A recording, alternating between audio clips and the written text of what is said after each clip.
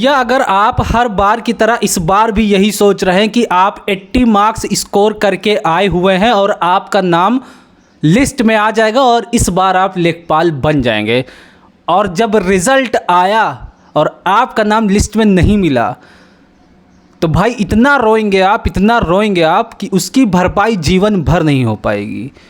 जैसे पिछली बार, जैसे बहुत सारे एग्ज़ाम में आपके साथ हुआ।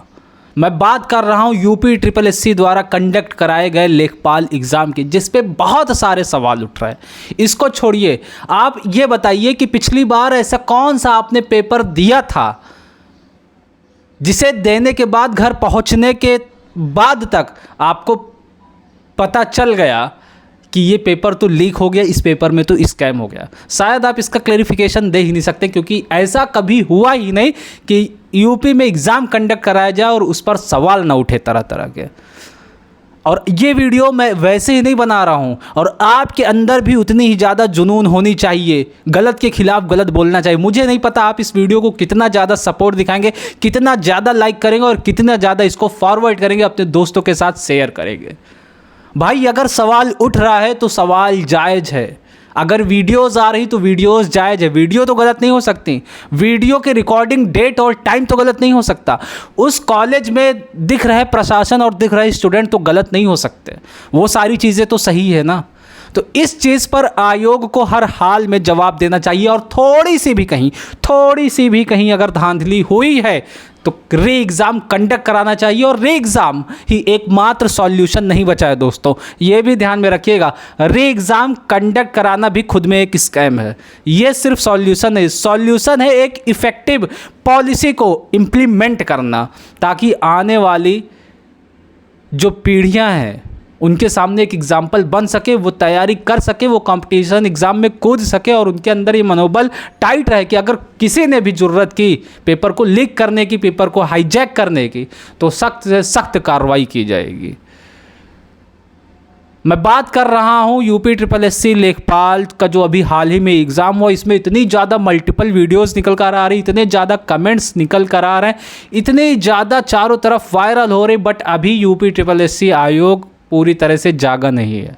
और अगर आपको भी यही लगता है कि मुझसे क्या मतलब है, मेरा तो बहुत अच्छा पेपर गया है, तो भाई आप गलत फहमी में है, आप ही का सबसे पहले काटा जाएगा। तो इस बात को ध्यान में रखिए और आवाज़ उठाइए। देखिए, मैं किसी भी चीज़ को सर्टिफाइड नहीं कर रहा हूँ। आपके पास अगर प्रूफ है, अगर आपको चीज़ें पता है, तो आइए सोशल मीडिया पर सामने वीडियो बनाइए, ये आपका फ़र्ज बनता है। किसी एक क्रिएटर का, किसी एक टीचर का ये बिल्कुल फ़र्ज नहीं कि वही बोले।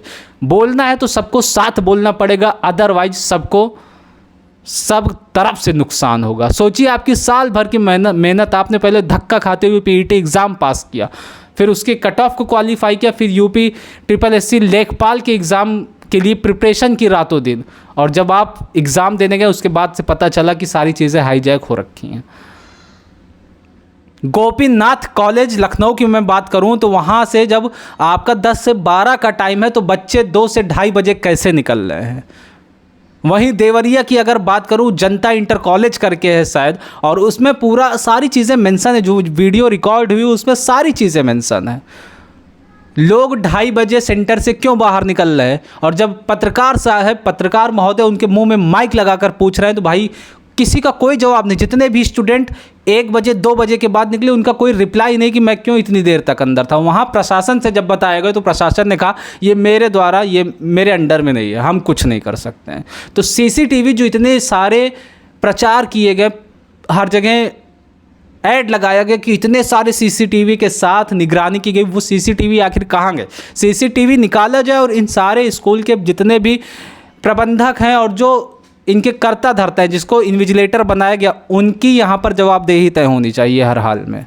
इतने एस्पिरेंट्स का ऐसे मैसेजेस आए कि अब मेरा एग्ज़ाम की तैयारी करते करते मन ऊब चुका है, अब मैं थक चुका हूँ, अब इसके आगे कुछ नहीं कर सकता। तो भाई सिस्टम से लड़ना पड़ेगा। अगर आपके पास प्रूफ है तो सोशल मीडिया पर आइए, आप भी वीडियोज़ बनाकर अपलोड कीजिए और जवाब मांगिए। और हाँ, अगर थोड़ी सी भी खामी है तो पीछे मत हटिएगा, री एग्ज़ाम कंडक्ट करा कर ही माना जाएगा, वो भी फ्री एंड फेयर सिस्टम के साथ।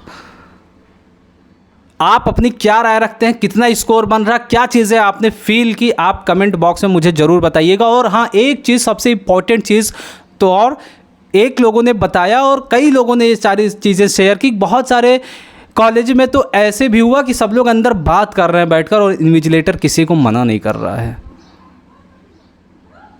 कोई पुलिस वाले की भी एक कहानी सर्कुलेट हो रही है, उसमें क्या सच्चाई क्या नहीं मैं नहीं बता सकता, बट हाँ कह रहे हैं कि पुलिस वाला एक वहाँ पर जो है मोबाइल लेकर पेपर को सॉल्व कर रहा था। अब यार इस सब चीज़ का जवाब तो आयोग को देना चाहिए एटलीस्ट। ये बहुत बड़ा स्पॉट लगाता है, बहुत बड़ा, one of the biggest spot. मिलता हूँ आपके साथ नेक्स्ट वीडियो में। Thanks for watching.